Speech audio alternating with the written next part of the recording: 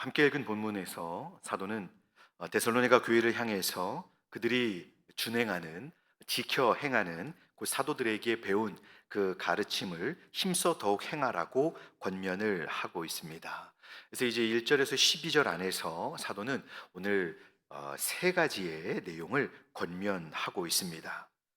바울 사도는 이미 데살로니가 교회 성도들이 마땅히 어떻게 행하여 이제 하나님을 기쁘시게 할 수 있는지를 사도들에게 배웠음을 말하고 있습니다. 이미 그 3주 동안 그들과 함께 만났던 시간에 이제 그들이 이제 믿음의 삶을 어떻게 살아야 할지를 가르쳐 주었던 것이지요.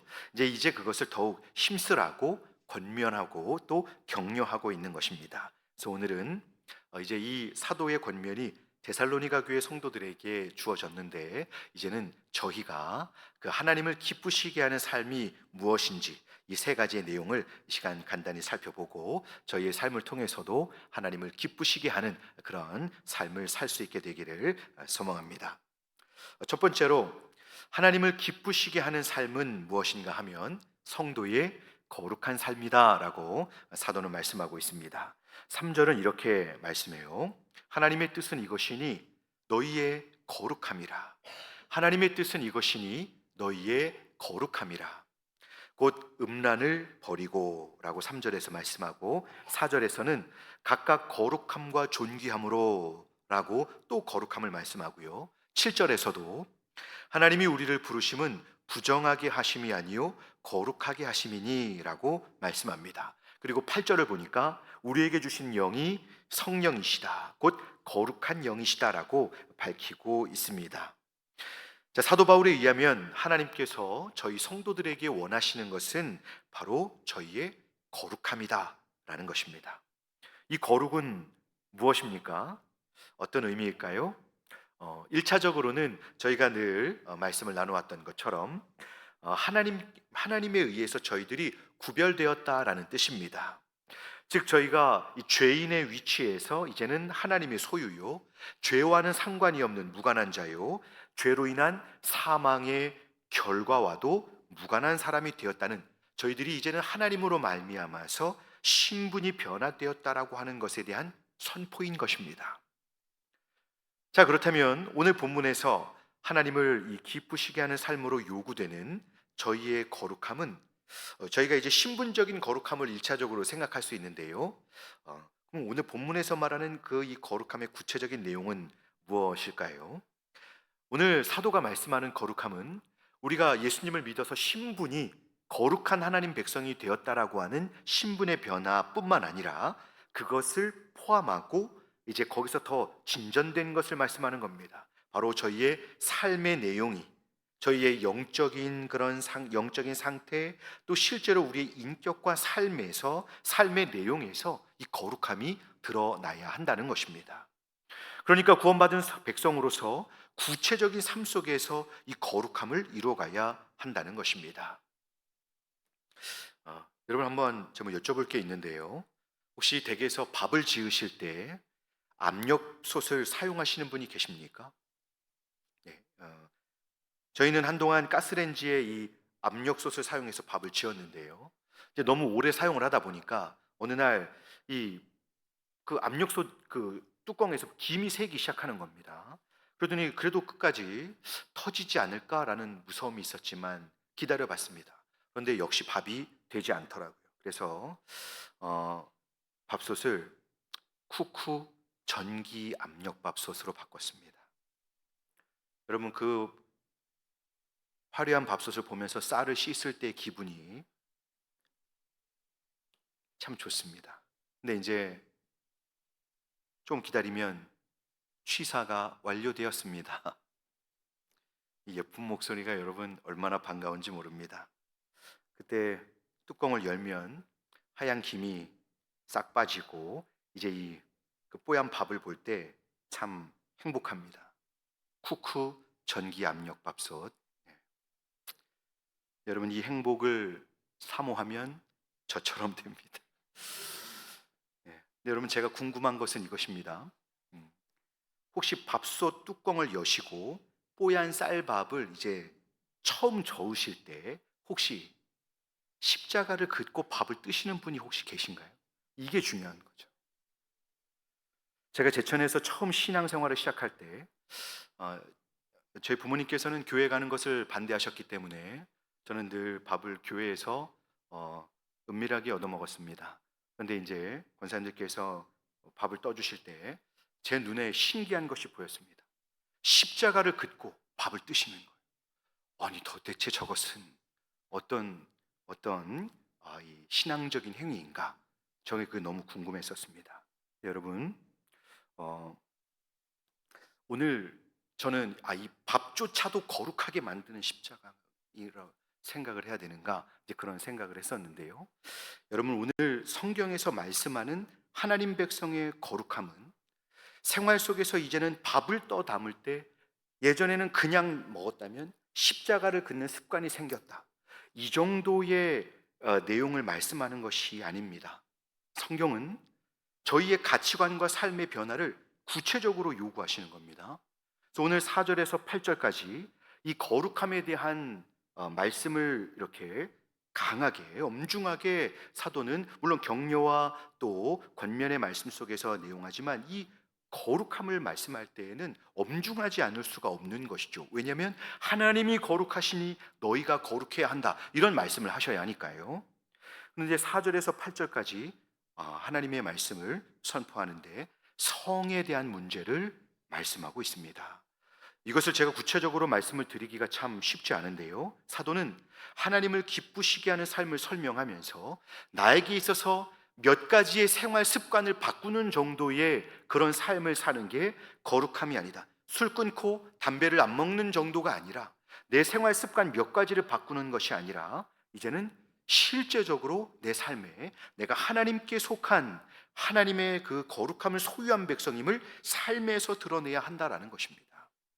그래서 오늘은 이 좀 어려운 부분을 사도는 언급하면서 하나님을 기쁘시게 하는 삶을 구체적으로 설명을 합니다. 근데 제가 이 전에도 말씀드렸지만 사도는 오늘 이 세 가지를 설명을 하는데요.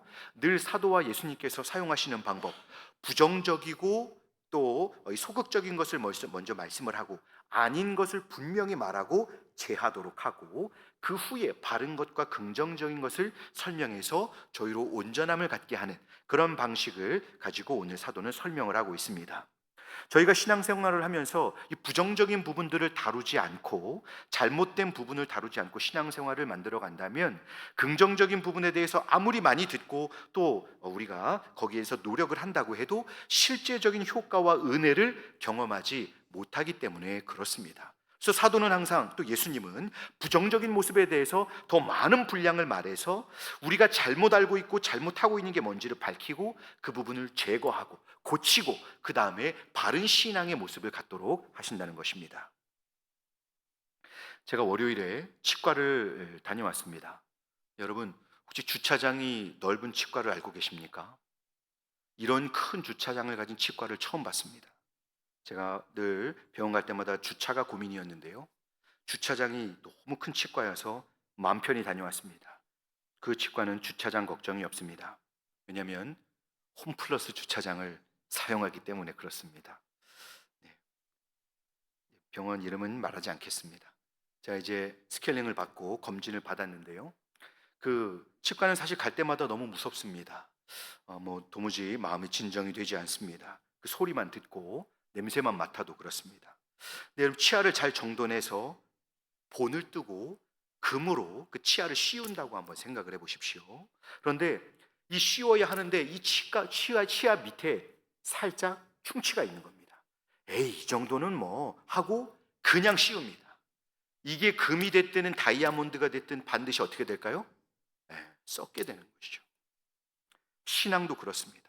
성경에서 나오는 원리를 저희는 잘 보아야 합니다. 주님도 사도 바울도 그래서 부정적인 부분을 먼저 다루는데 신중하고 그 이후에 긍정적이고 보다 바른 부분을 다루는데 집중하게 되는 겁니다.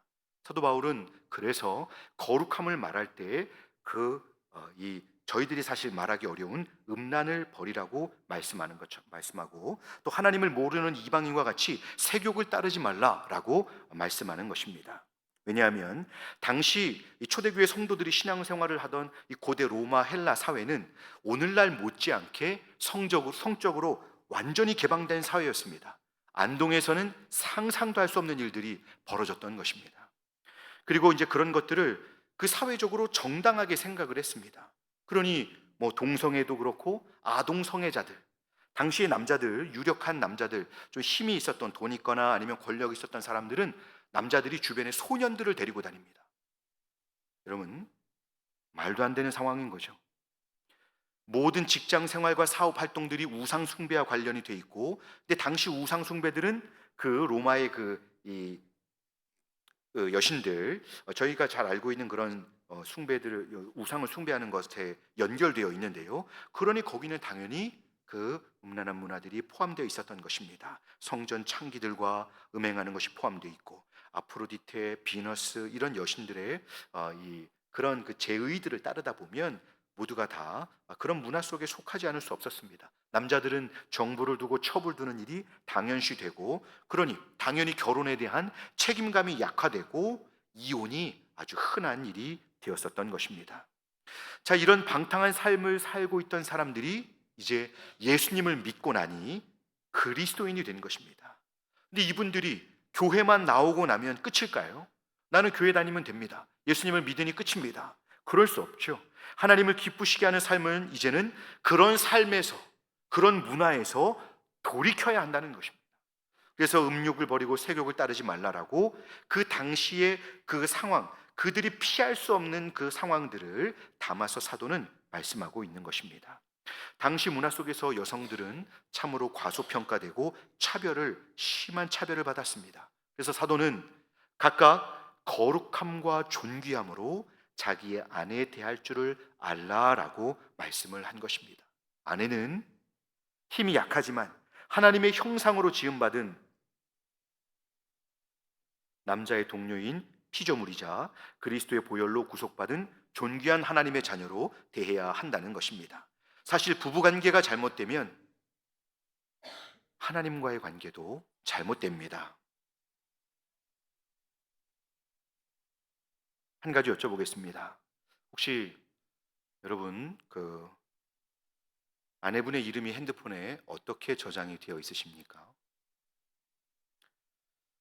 어떤 분은 하도 남편 때문에 속상해서 다른 것을 험하게 쓸 수는 없고 남편을 남의 편 이렇게 써놓으신 분이 있다고 합니다. 댁에 가셔서 꼭 한번 오늘 저녁에 확인해 보시기 바랍니다. 마음의 준비를 잘 하셔야 되는 분도 있을 겁니다. 결혼을 인륜이라고 생각하는 분들이 있지만 사실은 창조 질서 속에 속하는 것입니다. 결혼을 만드신 분은 하나님이십니다. 인간의 마음대로 철폐할 수 없는 것이죠. 남자와 여자가 한 가정을 이루도록 정하신 것입니다. 그러니 성경은 동성애를 허용하지 않습니다. 저희는 이것을 분명히 알아야 하는 것입니다. 자, 우리 다 같이 6절 말씀을 한번 같이 읽어볼까요? 시작. 이 일에 분수를 넘어서 형제를 해하지 말라. 이는 우리가 너희에게 미리 말하고 증언한 것과 같이 이 모든 일에 주께서 신원하여 주심이라. 아멘. 분수를 넘어서 형제를 해야 한다. 이런 것은, 이 말씀은 무슨 뜻일까요? 그 일부 일처의 결혼제도 밖에서, 곧 정당한 결혼을 벗어난 관계들은 배우자에게 해를 끼치게 된다는 것입니다. 이 상황 속에서 사실 지금 제가 말씀드린 것보다 더 어마어마한 내용들이 있는 것 여러분 알고 계시죠? 설명이 필요 없습니다. 이 상황 속에는 거짓과 탐심이 숨어 있기 때문에 이처럼 합법적이지 않은 관계 속에서 사는 것은 사실은 십계명을 전부 깨뜨리는 것과 같다라고 교수님은 말씀하셨습니다. 그래서 하나님은 이 사실의 엄중함을 보여주시면서 다시금 성도들에게 환기시켜 주시는 것입니다. 만약에 이런 일로 인해서 성도를 해하게 되면 하나님이 신원하신다. 이것은 뭐냐면 하나님이 갚아주신다는 것입니다. 여러분 무섭죠? 하나님이 갚아주신다는 겁니다. 자, 그러면 7절과 8절도 한번 읽어볼까요? 시작.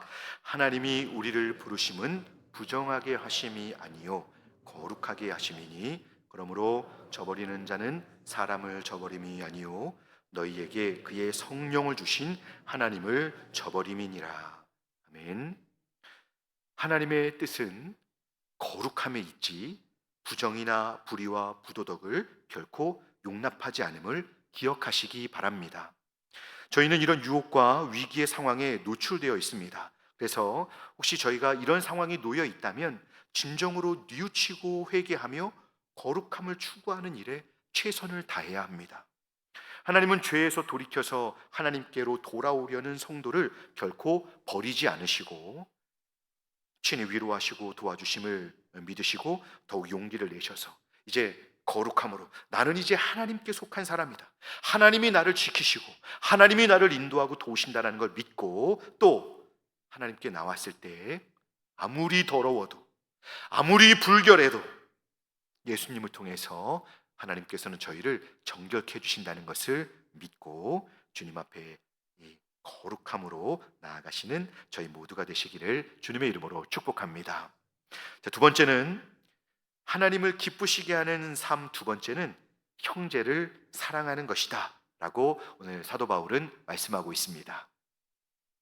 사도는 먼저 저희들의 거룩함을 요구하시는 것을 통해서 저희가 감추고 싶고 피하고 싶은 부분들을 다루게 한 이후에 이제 긍정적이고 더 성숙한 모습으로 나아갈 것을 말씀하고 있습니다. 자, 우리 9절과 10절을 한번 읽어볼까요? 시작. 형제의 사랑에 관하여는 너희에게 쓸 것이 없음은 너희들 자신이 하나님의 가르치심을 받아 서로 사랑함이라. 너희가 온 마게도냐 모든 형제에 대하여 과연 이것을 행하도다. 형제들아 권하노니 더욱 그렇게 행하고. 아멘.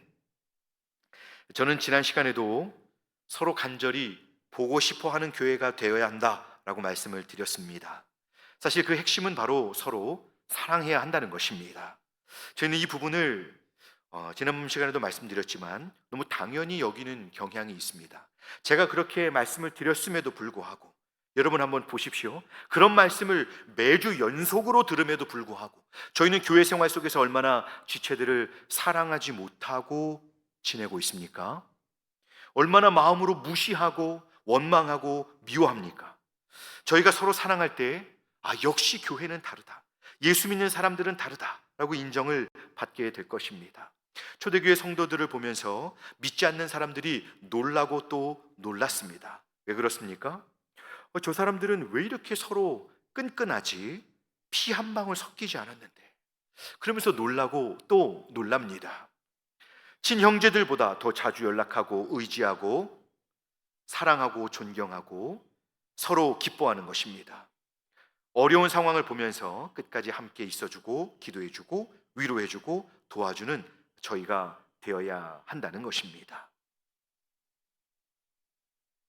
어떤 분들은 신앙생활하면서 사실 내가 하나님 믿으려고 교회 왔지, 하나님 믿으려고 교회 왔지, 하나님만 사랑하면 되는 거 아닌가라고 묻는 분들이 있습니다. 이 부분에 대해서 요한일서 4장 20절과 21절은 이렇게 답변해 주고 있습니다. 한번 우리 같이 읽어볼까요? 시작. 누구든지 하나님을 사랑하노라 하고 그 형제를 미워하면 이는 거짓말하는 자니 보는 바 그 형제를 사랑하지 아니하는 자는 보지 못하는 바 하나님을 사랑할 수 없느니라. 우리가 이 계명을 주께 받았나니 하나님을 사랑하는 자는 또한 그 형제를 사랑하느니라. 아멘.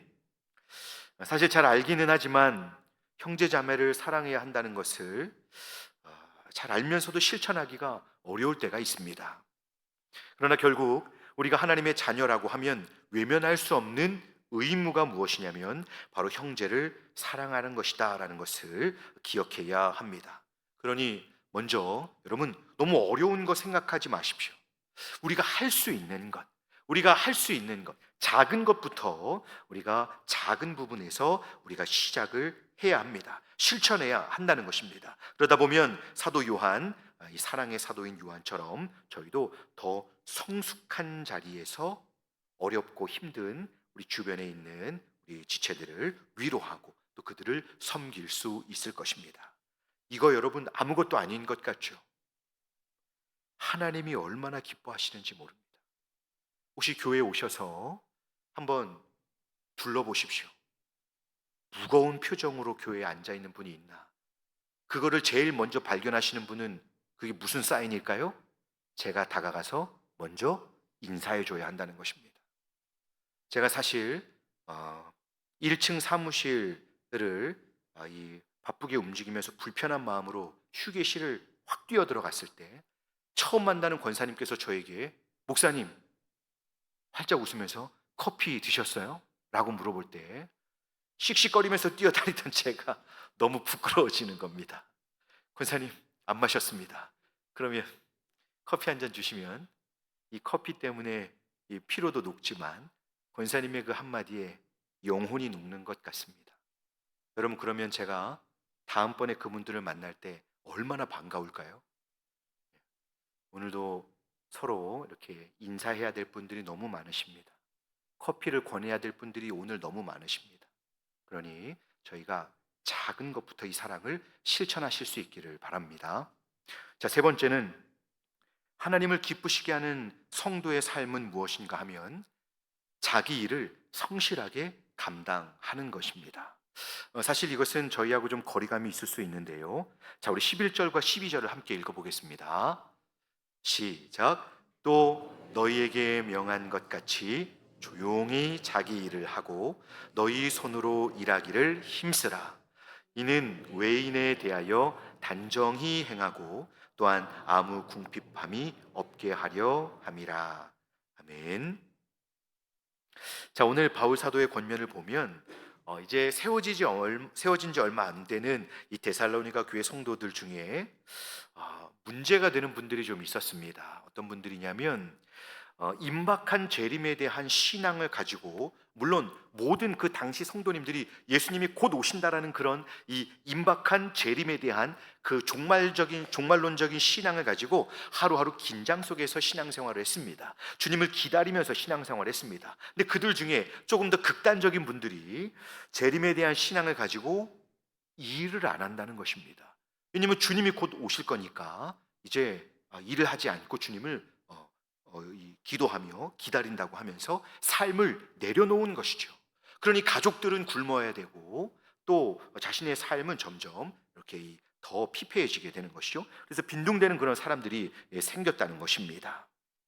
자, 주님이 오심을 기다리는 성도의 자세가 무엇인지를 오늘 성경은 말씀해 주는데요. 종말을 바르게 준비하는 자세가 무엇인지를 저희에게 말씀해 주는 것입니다. 교수님 책에서 제가 발견한 문구가 있습니다. 한번 읽어드리겠습니다.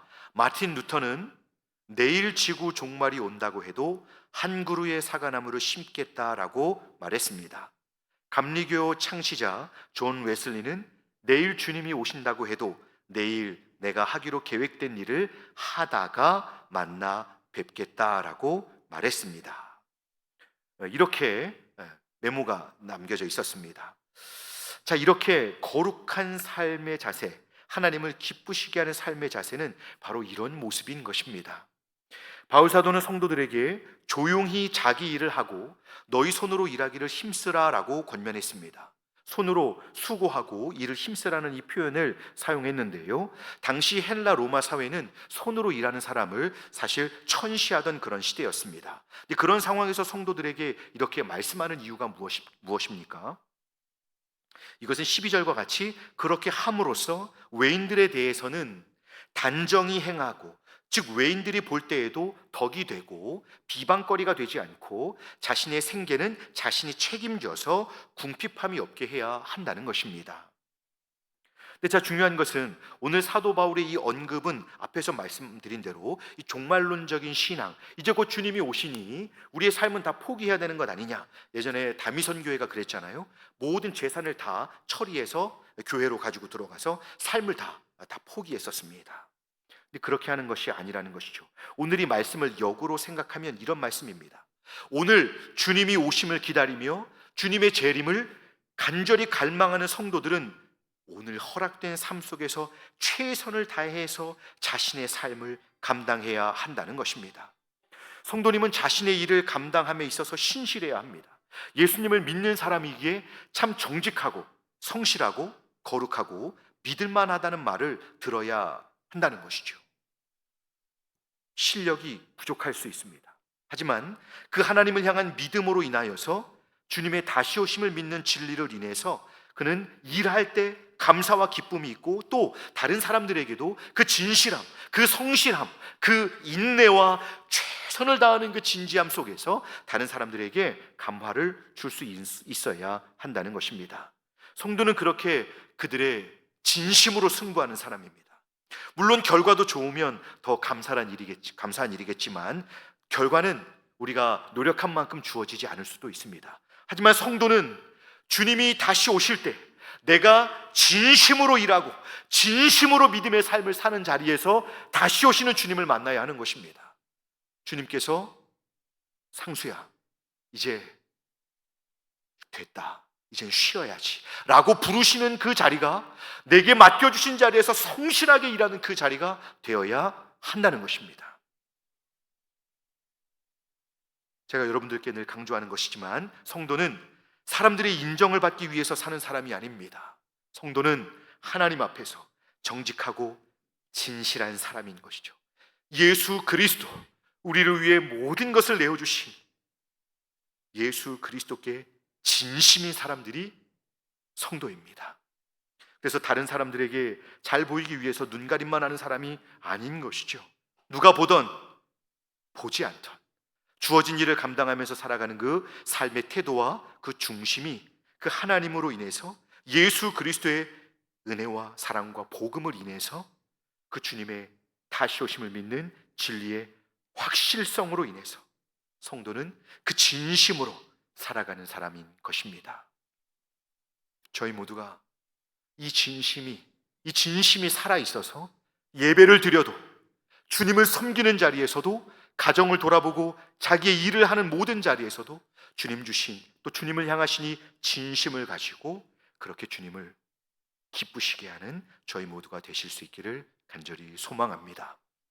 자, 정리해보면 하나님이 기뻐하시는 삶은 첫째로 이 참된 거룩함에 이르는 삶이어야 한다는 겁니다. 이 하나님을 향한 진심을 가지고 세상과 사회 문화가 아무리 저희로 음란하고 또 문란한 그런 상황으로 우리를 이렇게 끌고 간다고 해도 이 거센 흐름에, 이 세상의 흐름을 거스르면서 저희는 가정과 또 하나님 주신 그 고유하고 존귀한 관계들의 진심이어야 합니다. 아내와 자녀들에게 진심이신 저와 여러분들이 되실 수 있기를 바랍니다. 서로에게 허물과 연약함, 심지어 미워하는 부분들이 보일 수 있습니다만은 그렇다고 다른 곳에 눈을 돌려서는 안 됩니다. 2000년 전이나 오늘이나 이 결혼 생활에 있어서 이 거룩한 삶을 원하신다는 하나님의 이 원하신다는 것은 변함이 없으십니다. 그러니 저희가 이 내용을 잘 실천하실 수 있기를 바랍니다. 그리고 형제를 사랑하는 것, 이것은 아무리 강조해도 지나치지 않습니다. 하나님께서 내게 보내주신 영혼들을 주님의 마음으로 또 진심으로 대해주시기 바랍니다. 여러분, 진심으로 대하시잖아요. 상대방이 아십니다. 이분이 정말 동문교회에서 이분만큼은 나를 진심으로 대해주신다. 상대가 압니다. 그럴 때 하나님이 역사하시는 것입니다. 이분이 나를 어떤 마음으로 대하는지 그 형제 사랑의 출발은 바로 진심으로 대하려는 저희 마음에서 출발합니다. 이 사랑으로 내가 만나는 상대가 아닌 하나님을 기쁘시게 하는 저와 여러분들이 되실 수 있기를 바랍니다. 그리고 하나님께서 기뻐하시는 삶의 마지막 부분은요, 주님 다시 오심을 핑계로 게으르지 말고 자신이 맡은 일을 성실한 자세로 수행해야 한다는 것입니다. 물론 주님이 재림하시면 모든 수고를 그치게 될 것입니다. 하지만 이 땅에서 사는 동안 우리에게 주어진 삶을 충실히 감당해야 합니다. 수고하고 일하여 돈을 벌어서 가정을 지탱하고 또 하나님이 기뻐하시는 선한 일을 힘쓰기까지 저희는 최선을 다하는 삶이 되어야 합니다. 하나님께서는 저희의 삶을 결코 모르지 않으십니다. 오히려 이 주님의 오심을 믿고 또 주어진 삶에서 최선을 다하시는 저와 여러분들이 되시기를 바랍니다. 말씀을 맺겠습니다. 그런데 여러분, 오늘을 살아가는 하나님 백성들에게 이 하나님을 기쁘시게 하는 거룩함을 위한 진실한 씨름을 갖고 있는 성도들이 과연 있을까요? 여러분 어떻게 생각하십니까? 하나님께서 오늘 나를 위하여 이 자신을 지키고 또 죄를 버리고자 회개하고 간절히 하나님의 은혜를 구하며 몸부림치고 눈물 흘리는 그런 참된 성도를 하나님께서 발견하실 수 있을까요? 보실 수 있을까요?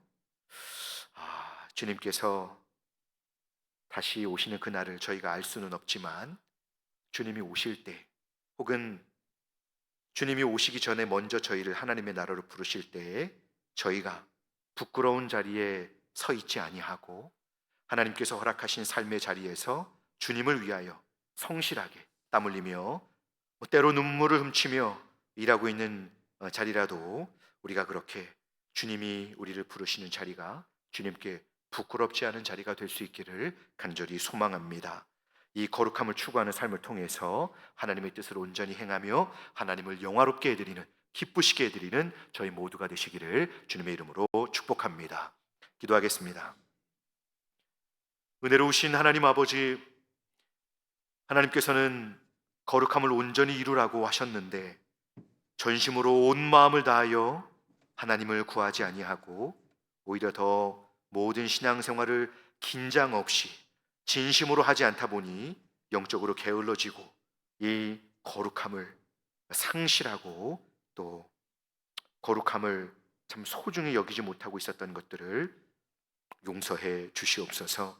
하나님 저희를 도와주셔서 이제 하나님을 기쁘시게 하는 삶을 진심으로 이루며 살 수 있도록 주여 도와 주시옵소서. 음란하고 악한 유혹에서 지켜주시고 가정을 지켜주시고 서로 사랑하며 주님 허락하신 삶의 자리에서 주님을 배울 날을 사모하며 영혼을 섬기고 교회를 섬기고 최선을 다해서 성실하게 살아가는 저희 모두가 되게 하여 주시옵소서. 감사드리며 우리 구주 예수님의 이름으로 기도드리옵나이다. 아멘.